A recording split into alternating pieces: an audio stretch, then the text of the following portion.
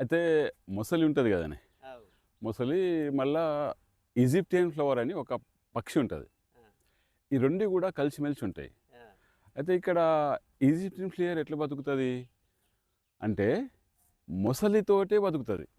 ఆ! ఎందుకంటే ఆ! మొసలి తను నీటిలో నుండి ఒడ్డుకొచ్చేసి ఆ! ఒడ్డు పైన హ్మ్. నోరు తెరుచుకొని వంటది. మొసలి. నోరు తెరుచుకొని వంటది. పక్షి అందులో పోయి ఆ దాని పక్షి దాంట్లోకి వెళ్తుంది. అవు. దాంట్లోకి వెళ్ళిన తర్వాత ఏం చేస్తుందంటే అది దాన్ని ఏం చేయాలి, మింగేయాలి కదా అది. అవు. కానీ మింగదు, నోరు తెరుచుకొనే ఉంటుంది. ఉంటది. పక్షి ఏం చేస్తుందంటే ఆ! దాని నోట్లో ఉండేటటువంటి ఏదైతే మాంసం ఎముకలు, ముక్కలు ఉంటాయో ఆ మాంసం. ముక్కలన్నింటినీ కూడా అది తింటది. తినేస్తుంది. ఆ! తినేసి హ్మ్. తను హెల్త్ సంపాదించుకుంటుంది, ఆరోగ్యం సంపాదించుకుంటుంది. ఆ! అట్లనే ఇక్కడ ముసలికి కూడా ఆ! ఏం చేస్తారంటే దాని నోట్లో ఉండేటటువంటి మాంసం అంతా పోయి తన పళ్ళు ఆరోగ్యంగా అయిపోతాయి, ఆ! తన నోరంతా ఆరోగ్యంగా అయిపోతుంది, అది చాలా హెల్తీగా తయారవుతుంది. అదే. కానీ ముసలి దానికి ఎలాంటి హాని చేయదు. చెయ్యది.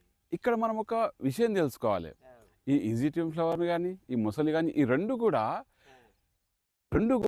సింబయోసిస్ తోటి ఉంటున్నాయి. అవు. అంటే సహజీవనాన్ని కలిగి ఉంటున్నాయి. అదే. మొసలికి కూడా తెలుసు దీనివల్ల నాకు లాభం ఉంది, నన్ను ఆరోగ్యంగా ఉంచేటట్టు చేస్తుంది. అదే.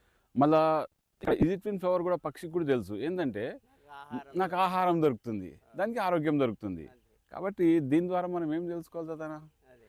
మనుషులు కూడా ఇదే రకంగా పక్షులు జంతువులే కలిసి ఉంటున్నప్పుడు అవు. అన్నీ తెలిసినటువంటి మనుషులు కూడా ఆ!